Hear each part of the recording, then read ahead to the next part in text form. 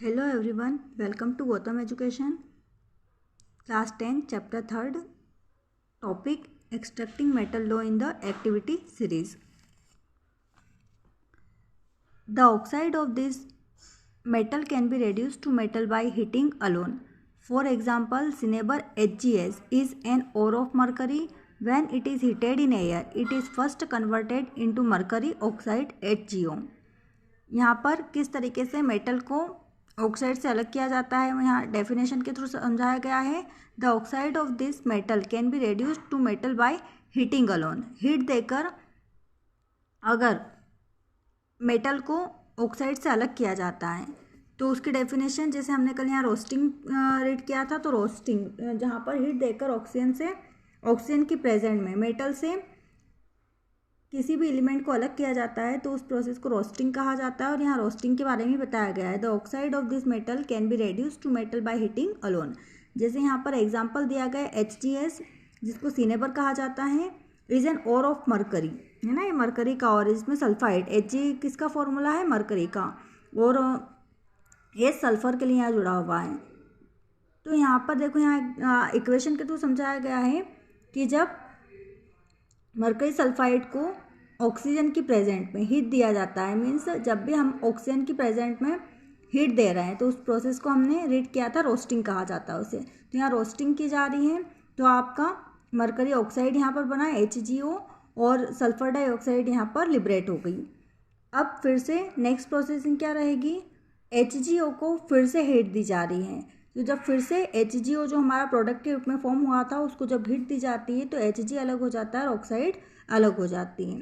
ये दोनों ही आपकी इक्वेशन मोस्ट इंपॉर्टेंट है, इसे आप अच्छे से रीड करिएगा. इसके नोट्स भी आप तैयार कर सकते हैं. Similarly copper which is found as copper sulphide is nature can be obtain from its ore by just heating in air. Copper में अगर सल्फर मिला हुआ है तो क्या हो जाएगा, उसको भी ऑक्सीजन की प्रेजेंट में हीट दी जाएगी, जिसको हम रोस्टिंग कहते हैं. Cu2s plus 3O2 give rise copper oxide Cu2O plus SO2. यहाँ पर सल्फर डाइऑक्साइड लिबरेट हो गई. अब यहाँ पर फिर से इसका हीटिंग किया जाएगा कॉपर को इससे सल्फाइड से अलग करने के लिए. तो यहाँ पर क्या हुआ, हमें जो कॉपर ऑक्साइड मिला उसके साथ फिर से कॉपर सल्फर को मिलाया और हीट दी, तो यहाँ पर कॉपर अलग हो गया और सल्फर डाइऑक्साइड यहाँ पर लिबरेट हो गई. तो यहाँ पर हमने दोनों जगह मेटल को अलग किया है ना, इसकी क्या की रोस्टिंग करके मेटल को यहाँ पर अलग किया और उसकी इक्वेशन आपको बताई गई है. एक में हमने मरकरी को अलग किया है और एक में हमने कॉपर को अलग किया है. तो ये इक्वेशन दोनों ही इंपॉर्टेंट है, इसे अच्छे से रीड करिए आप. नेक्स्ट दी गई है रिफाइनिंग ऑफ मेटल. ये भी इंपॉर्टेंट है आपके लिए. The metal produce by various reduction process describe above are not very pure.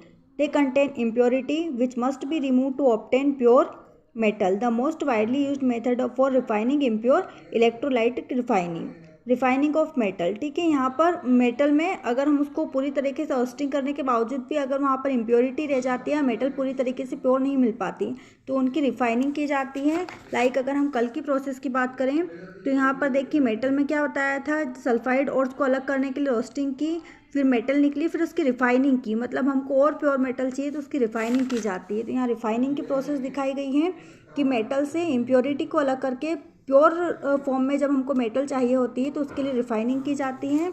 Process में इलेक्ट्रोलाइटिक रिफाइनिंग दी गई है. क्या है, यहाँ पर हमारे पास कैथोड की एक रोड है, एनोड की रोड है. कैथोड पर नेगेटिव चार्ज है, एनोड पर पॉजिटिव चार्ज है. इलेक्ट्रिसिटी यहाँ फ्लो हो रही है. अगर हम फ्लो करते हैं तो है ना, की दी गई है, अगर यहाँ पर स्विच को ऑन करेंगे तो इलेक्ट्रिसिटी यहाँ फ्लो होने लगेगी. रोड दोनों कॉपर की है, एक साइड इम्प्योर कॉपर है और एक साइड प्योर कॉपर है. आपका यहाँ पर जो सॉल्यूशन रहेगा वो कॉपर सल्फेट का रहेगा, है ना. ये जो सॉल्यूशन है, कौन सा सॉल्यूशन है, इसमें जो सॉल्यूशन भरा है पूरा, ये CuSO4 है, कॉपर सल्फेट.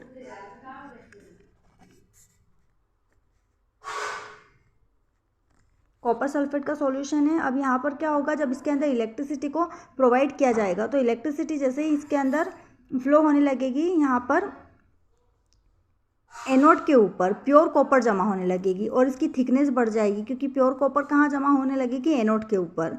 और इस पर जो इम्प्योर कॉपर थी वो सब यहाँ पर एक साथ इकट्ठी होती जाएगी, यहाँ गैदरिंग होती जाएगी इम्प्योर कॉपर का। तो इम्प्योरिटी यहाँ इकट्ठी होती जाएगी और हमारे जो प्योर कॉपर है इलेक्ट्रिसिटी प्रोवाइड करने के बाद होगा, ऐसा है ना। जो प्योर कॉपर है वो एनोड के ऊपर जमती जाएगी और उसकी थिकनेस बढ़ जाएगी क्योंकि वो इस रोड के ऊपर जमा होती रहेगी। तो यहाँ पर इम्प्योरिटी जो अलग से, ये जो आपका कैथोड है इसके ऊपर इम्प्योरिटी थी कॉपर की, तो ये इम्प्योरिटी जैसे इलेक्ट्रिसिटी फ्लो होने लगी वो यहाँ पर इकट्ठा होने लगी। तो यहाँ हमने लिखा इम्प्योरिटी है ना, यहाँ पर सारी इकट्ठा हो जाएगी और इस इम्प्योरिटी को कहा जाता है एनोड मड। यहाँ आपको दिया भी गया है the soluble impurity go into the solution whereas the insoluble impurity settle down the bottom of the anode and are known as anode mud. Means जो भी इम्प्योरिटी एनोड के नीचे यहाँ इकट्ठी होती रहेगी, एनोड के नीचे यहाँ इकट्ठी होती रहेगी कैथोड से निकलकर, तो उसे एनोड मड कहा जाता है। तो ये भी आपकी मोस्ट इम्पॉर्टेंट टॉपिक है, रिफाइनिंग ऑफ मेटल।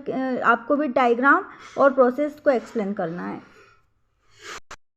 क्वेश्चन भी हम मिनरल्स और गैंग समझ के आए हैं, तो यहाँ क्वेश्चन भी पूछ लिया गया है। 2 मेटल आपको बतानी जो फ्री स्टेट में, तो यहाँ जो क्वेश्चंस आपके बन रहे हैं वो हमने टॉपिक में अच्छे से रीड करे हैं, तो आप इजीली इनके आंसर देख सकते हैं टॉपिक के अकॉर्डिंग। अब हमारा है नेक्स्ट टॉपिक कोरोजन। कोरोजन हमने चैप्टर 1 में भी पढ़ा था, यहाँ पर भी फिर से आया है। रस्टिंग है ना, यहाँ पर देखिए यहाँ एक एक्सपेरिमेंट देखते हैं। आपको 3 टेस्ट ट्यूब दी गई है। इन टेस्ट ट्यूब का नाम हमने ABC रखा है। देखिएगा पहले हमने ए टेस्ट ट्यूब की बात करते हैं, तो इसके अंदर हमने आयरन नेल डाल दी और वाटर डाल दिया, ठीक है। आयरन नेल लोहे की जो कील होती है उसको कहा जाता है, उसको हमने यहाँ पर टेस्ट ट्यूब में डाल दिया और उसके अंदर वाटर फिल कर दिया। एयर यहाँ पर इंटर हो रही है, एयर है यहाँ पर। तो हम कुछ दिनों बाद देखेंगे तो क्या होगा, इसके ऊपर रेडिश या ब्राउनिश कलर का एक स्ट्रक्चर फॉर्म होगा, यही रस्ट कहलाती है ना, और इसी प्रोसेस को रस्टिंग कहा जाता है। एयर की प्रेजेंट में वाटर के साथ अगर आयरन रिएक्शन कर जाता है तो उसके ऊपर जो एक रस्ट बनती है वही प्रोसेस को कोरोजन कहा जाता है या रस्टिंग कहा जाता है। सेकेंड, आपकी जो बी वाली टेस्ट ट्यूब दी गई है उसमें भी आपने सेम वही प्रोसेस की है, बट यहाँ पर हमने कुछ चेंजेस ये किया है कि आयरन नेल लिया है, डिस्टिल वाटर लिया है हमने, उसके बाद वाटर डाल दिया है। यहाँ वाटर डालने के बाद हमने यहाँ पर ऑयल डाल दिया है ना, यहाँ हमने ऑयल का यूज़ नहीं किया था, यहाँ लेयर ऑफ ऑयल, तो ऑयल डाल दिया यहाँ पर। एयर यहाँ पर ऑलरेडी है, बट यहाँ हम कुछ देर बाद देखेंगे, कुछ समय बाद, तो यहाँ पर क्या होगा, रस्टिंग नहीं होगी। देन अगर सी की बात करते हैं तो सी में क्या होगा, ड्राई एयर है, आयरन नेल है हमारे पास, और इसमें हमने डाला है कैल्शियम क्लोराइड CaCl, ठीक है। CaCl क्या करता है, मॉइस्चर को ऑब्जर्व कर लेता है ना, आपको याद रखना है। CaCl क्या करता है, इस टेस्ट ट्यूब के अंदर जो भी मॉइस्चर होगा उसको उसने ऑब्जर्व कर लिया है, और तो एयर कैसी हो गई, यहाँ बिल्कुल ड्राई एयर हो गई। यहाँ आपसे एक क्वेश्चन पूछा जाता है, मोस्ट इंपॉर्टेंट क्वेश्चन 4 नंबर में पूछा जाता है, rusting can only happen due to air and water और बोथ प्रूव्ड। मतलब रस्टिंग जो होती है एयर या वाटर किसकी प्रेजेंट में होती है या दोनों की प्रेजेंट में होती है, आपको प्रूव करना है। तो आपको इसी एक्सपेरिमेंट के थ्रू इसको प्रूव करना है, एक्सपेरिमेंट के डायग्राम को शो करके आपको इस आंसर को प्रूव करना है। 4 नंबर में ये एग्जाम में पूछा जाता है। तो यहाँ क्या कहा, हमने देखा तीनों में क्या क्या चेंजेस हुआ। यहाँ पर वाटर और एयर जब था तभी यहाँ पर रस्टिंग हुई, ये बात आपने नोटिस की होगी। तीनों में हमने आयरन नेल लिया था टेस्ट ट्यूब के अंदर, बट टेस्ट ट्यूब में एक में हमने वाटर लिया था और एयर प्रेजेंट थी, तो जहाँ पर वाटर और एयर दोनों साथ साथ प्रेजेंट थी वहीं पर रस्टिंग हुई है। तो ये बात आपको याद रखना है कि जहाँ पर एयर और वाटर होगी वहीं पर रस्टिंग होगी।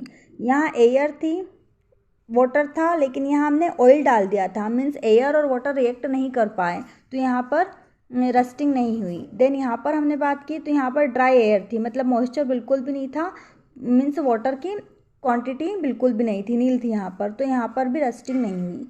तो यहाँ पर हमें समझ आ गया है कि जहाँ पर एयर और वाटर होगा वहीं पर रस्टिंग होगी, मतलब जहाँ पर एयर और वाटर के साथ आयरन अगर रिएक्शन देगा तो भी वहाँ पर रस्टिंग होगी, अदरवाइज वहाँ पर रस्टिंग नहीं होगी। तो आप याद रखेंगे, rusting can only happen there is water plus air, मतलब जहाँ पर वाटर के साथ एयर प्रेजेंट होगा वहीं पर रस्टिंग होगी, अदरवाइज ओनली एयर होगी तब भी रस्टिंग नहीं होगी, ओनली वाटर और आयरन होगा तब भी रस्टिंग नहीं होगी। Deterioration of a metal when they react with substance like water or air is known as corrosion. ठीक है, मेटल का कह सकते हैं कि उसकी जो प्योर क्वांटिटी है उसमें गिरावट आ जाना, वो उसका लेवल जो है वो कम हो जाना, तो किसकी प्रेजेंट में, वाटर और एयर की प्रेजेंट में, तो इसी को कोरोजन कहा जाता है। मीन्स मेटल के ऊपर एक ऐसी लेयर फॉर्म हो जाना जो मेटल की प्योरिटी है उसको कम कर रही है, तो उस प्रोसेस को कोरोजन कहा जाता है। It cause damage and distincts of the disintegration of the metal. किसके कारण होती है ये, वाटर और एयर की प्रेजेंट में। जब मेटल आयरन या कोई भी एल्यूमिनियम रिएक्ट कर जाता है तो उसकी प्रेजेंट में ऐसा होता है। और क्या होता है इसके कारण, इसके कारण ये मेटल को डैमेज कर देता है। मेटल का जो प्योर फॉर्म होता है वो इम्प्योर में कन्वर्ट हो जाता है, मीन्स इसके ऊपर एक लेयर बन जाती है और आपकी जो प्योर मेटल है वो उस लेयर के थ्रू शो नहीं हो पाती है। अभी लोहे के ऊपर जंग लगी हुई देखी होगी, तो लोहे के ऊपर जंग लगती है तो लोहे का जो मेन फॉर्म होता है वो आपको दिखाई नहीं देता, उसके ऊपर एक लेयर जमा हो जाती है और वो लेयर आपको जो मेन लोहे का रूप था उसको वो खत्म कर देती है। तो यहाँ पर वही बताया गया है कि मेटल का जो मेन फॉर्म होता है उसको ये उसके ऊपर एक लेयर बना देती है और उसका जो प्योर फॉर्म होता है वो वहाँ पर इम्प्योर बन जाता है। प्रोसेस हमने पहले भी पढ़ी थी। यहाँ पर दिए गई रिएक्शन, अगर आयरन की बात करते हैं तो आयरन ऑक्सीजन और वाटर के साथ जैसे रिएक्शन करता है उसके ऊपर रस्टिंग हो जाती है और ये रस्टिंग रेड कलर की दिखाई देती है। कॉपर के साथ कार्बन डाइऑक्साइड और वाटर रिएक्शन देते हैं और कॉपर के ऊपर भी रस्टिंग हो जाती है और ये रस्टिंग ब्लूइश ग्रीन कलर की होती है। सिल्वर की बात करेंगे अगर हम, तो सिल्वर के साथ सल्फर रिएक्शन देता है और सल्फर की प्रेजेंट में इसके क्या बना लेता है ये AgS है ना, यहाँ पर सिल्वर सल्फाइड बनाता है ये और इसके ऊपर जो रस्टिंग होती है वो ब्लैक कलर की होती है।